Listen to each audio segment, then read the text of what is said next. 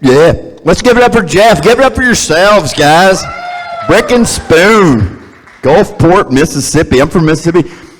Are y'all sure this is Mississippi? I'm not. This feels too fancy. I'm seeing a lot of shoes on feet, and we're not all sweating like we're in some John Grisham movie. There's not a bunch of guys in coveralls that all look slightly related, so let me get used to this. I'm used to doing open mics, and for those of you who don't know, that's where anybody can sign up. You know, that's where the comics try out their jokes. And I'm new to this. Y'all want to hear some new jokes? Good. I just started this a few months ago. They're all fucking new. Here we go. Joke number one. Wait, before I do start, I will say this. I've been an RN for about 14 years now, and I've recently given all that up in order to follow my dreams of doing literally anything else. I don't know, comedy maybe. I was thinking jazz, trombone. I like to make a little more money. But going up first at an open mic, probably not the best idea. Going up first at an open mic comedy show is kind of like going up last at a gangbang. Sure, somebody's got to do it. I just don't want to be that somebody. And comedy and pornography do have some other parallels. Whether you are the fluffer or the opener, you're both basically just warming up the dicks to go up, right? Okay, all right. My Nana loved that one. 3 people here. That's in development. We'll keep that one in. So somebody said to me earlier this evening, "Hey, Derek, why you do all this comedy? Man, we're worried about you. Did you do it for fun?" And my reply was, "Hey, man, nope. I do this because apparently I have this irrational need to be really vulnerable in front of large groups of strangers. And I'll be honest, guys, I don't think porno is in the cards for me." So here we go. Joke number one. Nervous. All right. So I dated a mime 2 years ago. True story. I dated a mime. True. And I didn't mind the awkward silence. It was the whimsical, dramatic silence that really got on my nerves. I felt like it was a lot of condescending. And that was an impression of a mime making fun of me for crying, which is also a true story. I'll take sympathy laughs.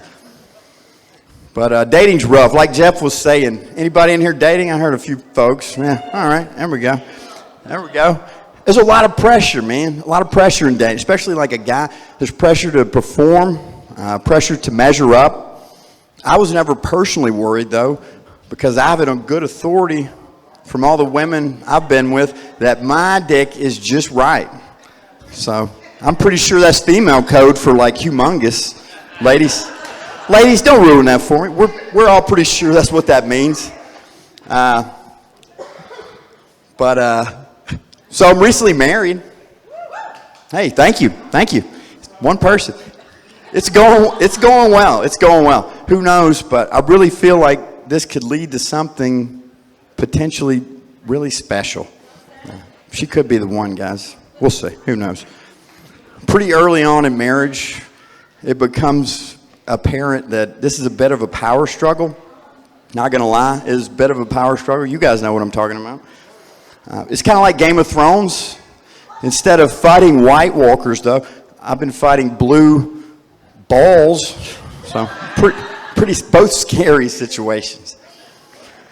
Guys, some jokes age better than others, and that's one of those jokes that I wrote in January when I was still married. Now it goes something like this. So I'm recently divorced. Hey, thank you. It's going well. Who knows, but I don't know. I don't have anything after that. But now my wife asked me for a divorce. That's okay. Over email, which that was rough. It's so like impersonal, you know. What are you going to do to that? Like, I guess I could send a really pointed email response, and then here's where I acted out, but we're not going to do that tonight. I'm not here to demonize anybody, guys. I'm not here to place the blame. We just wanted 2 different things. I wanted to stay and work on the marriage, and she wanted other guys' penises like in or around her face and vagina area. You grow apart. But it's good because it's taught me a couple of things. For one, I don't need a woman's validation to feel like worth something. I don't. And that's good. Thank you. No. All I need is the validation of a bunch of complete strangers laughing at my dick jokes like her, which is arguably worse. That's not healthy. This is not normal, guys. Anyway, here we go. I wrote some keywords on my arm. If I'd have known, if I would have known I had to remember things, I wouldn't have done so many drugs. So I'm a hospice nurse, and I deal with death and dying a lot. And look, guys, spoiler alert, we're all going to die. It's inevitable. But when I die, I want it to be some really cool, like vague, exotic death. I want there to be a lot of questions at my funeral. Maybe you'll hear about me on the local Hattiesburg news. Today, Hattiesburg man dies after drowning in actual pussy. Stay tuned, story at 11. I don't know about y'all. I'm sticking around for the deets on that stuff. I want to see how that dude died. But it's dealing with death. It has me thinking a lot about God and the Bible, and I've got a lot of questions. And all my chaplain co-workers tell me the same thing. Hey, Derek, look, we're not meant to understand God. We can't fathom that amount of power. And that's a good catch-all excuse, and he's right. I just wish I could use that in my private life. Like, hey, Derek, why'd you cheat on me? We're not meant to understand. Just wave my hand like a gentleman. Just know that Derek has mysterious ways. Don't worry about it. We're not meant to understand. Or, hey, man, what the fuck? I just had a whole pint of Haagen-Dazs in the freezer. It's gone. What's the deal? We're not meant to understand where your Haagen-Dazs is. Just know it's in a better place now. In my belly. Okay. They're not all diamonds, folks. A few diamonds in the right. Any smokers in here? Any? Yeah? Oh. Not. Good question. Not weed. Everybody does that. A real analog cigarette, like a real tobacco cigarette, like analog. I like them every now and then.